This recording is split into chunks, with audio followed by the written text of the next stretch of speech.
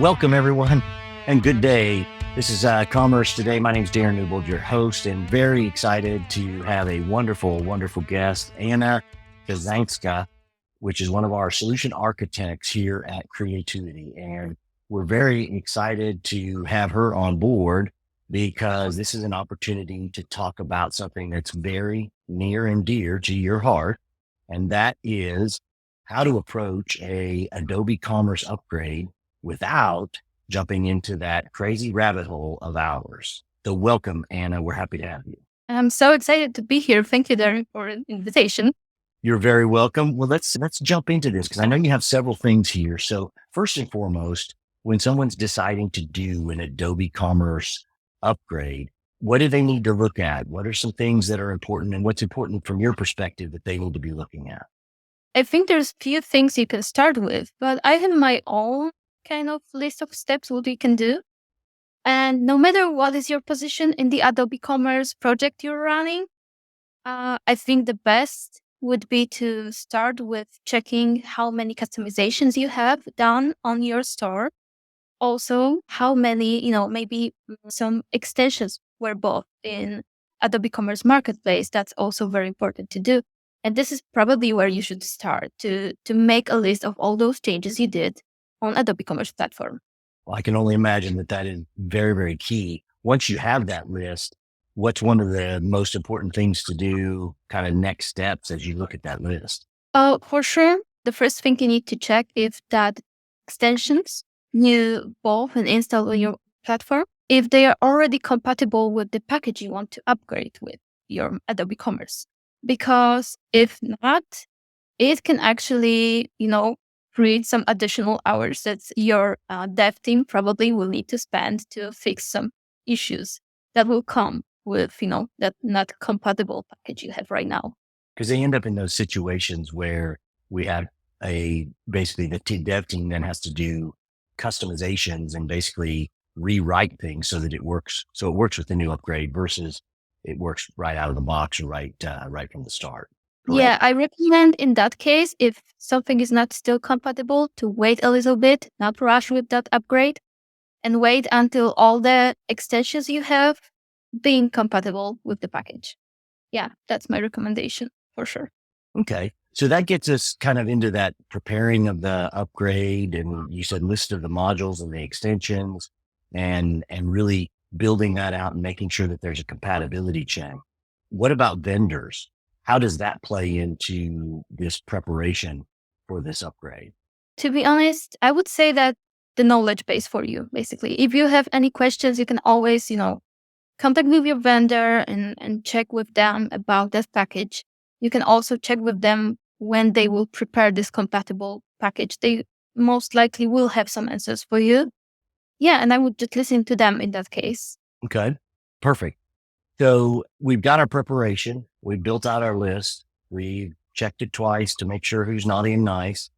So once we have that done, kind of looking at kind of this, as you've had it listed here, and we'll have this for our show notes as well, kind of this, the next step, the analytical steps before upgrading. Tell me about those and tell me why you see those as important and how best to approach. Yeah, I think the next step for me, if I would have already this list of extensions, would be actually checking the release notes of the package I want to go with. And this release notes is a very, very long text you need to read. And for some, it can be scary for some people to read it, especially that is very technical release note approach from Adobe Commerce. So if you're not a technical person, you can struggle with understanding what's going on. And what we do in Creatuity, what I do myself, is actually I'm preparing a special spreadsheet where I take those release notes and group them by project areas. So the client and also a dev team and anyone who will participate in Magento upgrade can actually get like this bigger picture of what is happening with that upgrade. That's great, and that helped a lot of people to understand what's going on. And also it's good for us to understand how big it is. So how many hours it will probably take to make this Magento upgrade, because There are some packages that are smaller. There are some packages that are more complicated. And we need to know that. We need to be able to analyze it somehow. So that's what we do. We make that spreadsheet. Sometimes we send it to our clients. Sometimes we use it only internally, but it's a great help. That sounds awesome. That sounds like that would really, really help get things more organized, and it does put it into perspective potentially for the client if you share it with them, and so that they can see the impact that this upgrade potentially may have. So what's next on the analysis side or the analytical steps that you're looking at? I'm sure we have to set up some type of testing environment. Yeah, for sure. We need a testing environment. In many cases, we recommend to have like some kind of separate environment that is strictly done only to make an upgrade there before you will go with that upgrade live. And that also is good because we can actually make a copy of your live project and put then all the changes from Magento upgrade there and check what's not working. But I would say that this is actually a little bit like a development phase. What I would also do before that is actually like putting together all the things we talked about, like the spreadsheet, the list of extensions, put it all together, make a discussion, and make a nice and very specific discovery phase for that project, for any kind of project. Because if we will make that discovery phase, it will probably save a bunch of hours for our clients because we will know exactly what's going on with the project and exactly what will be done with that project when we make an upgrade. Then we can actually go with that testing environment, prepare it, and go with it and check what's working, what's not working. Maybe you missed something. You always can miss something like a very small details. But also what you need to check is if those extensions you installed, if they didn't change any logic behind their product. Because sometimes, very rare, some products change the logic because they need to become compatible with the newest package. So, so sometimes you can find this scenario where you installed the module that was working perfectly for you and it stopped working because the logic had to change, because the logic of the code was changed in the upgrade. So this is a rare situation, but we need to remember about situations like that, and that discovery phase can actually prevent that. That's important. So it sounds like that's a best practice to keep in mind, is that discovery piece of this process, because without it, things get missed and you potentially run into problems later on. Now, nothing's perfect, so things can still get missed, but it's one of those ways to eliminate potential problems. So what about performance? Once we have this testing environments, do we need to, I mean, obviously we want to make sure that it's running as well and ideally better than it previously ran, correct?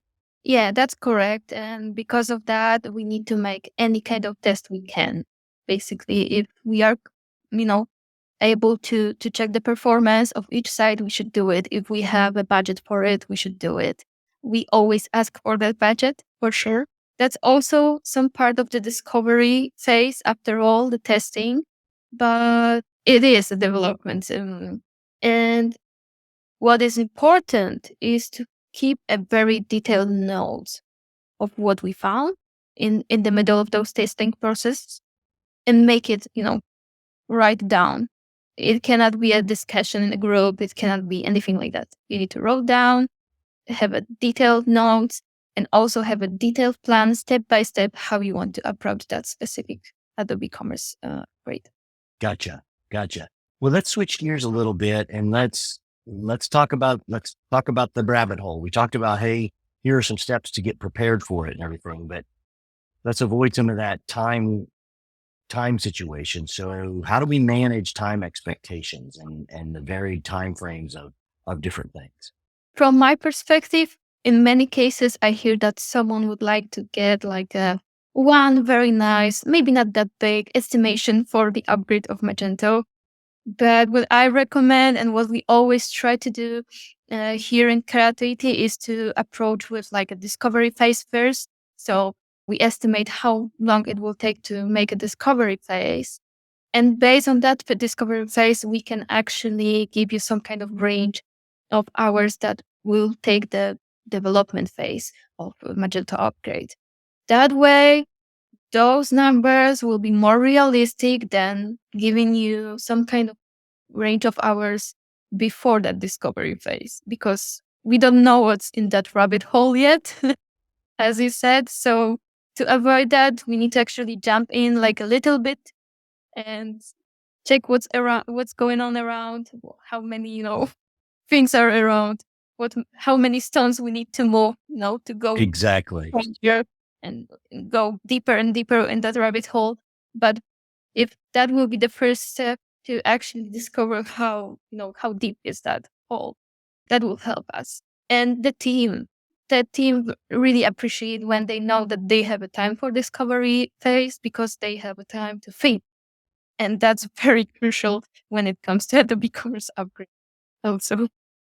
I can only imagine. So really, one of the biggest things is it's all about the preparation and taking the time to know what's in there and where the problems could be, but knowing as many of them in advance as possible through this discovery phase. Key.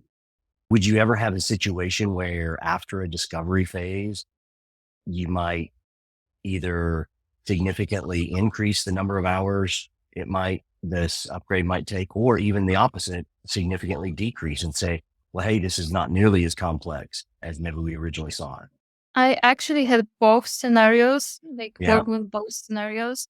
They happen. There is sometimes a time, problem because of many, many different things. In most cases, those are the projects there where there is a lot of customization that were done by many, many different agencies, and you have some legacy code that you know what that code does actually, but when it comes to upgrade, something is not working, and then you need to fix it and figure it out one more time, or maybe rewrite it. And because of that, this time can exceed. But I also had scenarios when someone was thinking like, oh my God, this will be a huge project to do. This will be like a sub project for our project because of that upgrade. And after all, it happened like, oh, okay, so it's not that complicated because the client has a lot of extensions just both on marketplace. So we just need to figure it out, that list I talked about at the beginning. And then, everything just went smooth. So it all depends. And that's why we need to ask those questions like, what is in my project? What customizations did I do? On what environment I'm running my application of Adobe Commerce right now? All those questions and this discovery phase will prepare your business for those costs, and will also, prevent from situations like that when you don't know what is going on. And you need So to really, when checking like, okay, it just blown up. Like I just make an upgrade, everything is not working in the project. What do I do now? And developers in that situation, this is a stressful situation, so it's hard to think. So it yeah, takes much more time, so everything depends on everything just in that case. it does. And it's a cascade of how you approach it, but really this two-phased approach of discovery and then implementation is so very, very important. Well, as we kind of get a little closer to kind of closing this up, I wanted to have you maybe run through quickly, kind of summarize, if you will, the best practices for a smooth upgrade. What do those look like, and kind of help everyone that's listening, or those that are listening, that they can kind of walk away with maybe a checklist of a variety. Okay, so I think the summary would be: prepare the list of all the customizations you have on your store. You need to know about those customizations. If you don't, there will be a trouble. Check your environment, on what environment your application is running. Check with the experts. They know their stuff. They will tell you everything you need in non-technical way for sure. Then check the release notes. If you cannot understand it, ask someone to prepare you a non-technical version of release notes. It's possible. I know it. That's the And version I need. yes, then of course, be sure that you have an environment where you can test it easily with no rush. and you know that the team that will test it have time for it, and be open for a discovery phase. That would be my recommendations. Well, that sounds like a perfect scenario, putting this all together. There's a few other things that I know that when we prep for this, that you had kind of as part of the show notes, and we want to share those with you because there are some things beyond what we've been able to share with you here about ensuring you have some vendor support as well as security enhancements. And one of the things that, let me ask you this real quick. Don't you feel that one of the things that's most often overlooked in upgrades and stuff is user training? From my perspective, I never saw like there are in those upgrades like a lot of changes that would impact the user experience of your business. But for sure, it is important to remember that any extension you added in Magento can change its logic. So that's why we need, a lot of testing and a testing environment only for that, to make sure that when we will test, for example, a storefront of Adobe Commerce, we will know that nothing changed when it comes to user experience, the happy path for the customer, that every Right. step is the same and it's working. I don't think it's overlooked. I think it's part of something bigger. Maybe it's overlooked in the list of steps, but this is Sure. basically part of testing, I Hmm. think, a testing phase. So yeah, I think it's there. You always check the user experience paths Gotcha. kind you have on your business, but it Okay. happens when you make a testing phase, basically. Perfect. Well, Anna, I want to say thank you very, very much for being a part of our show today.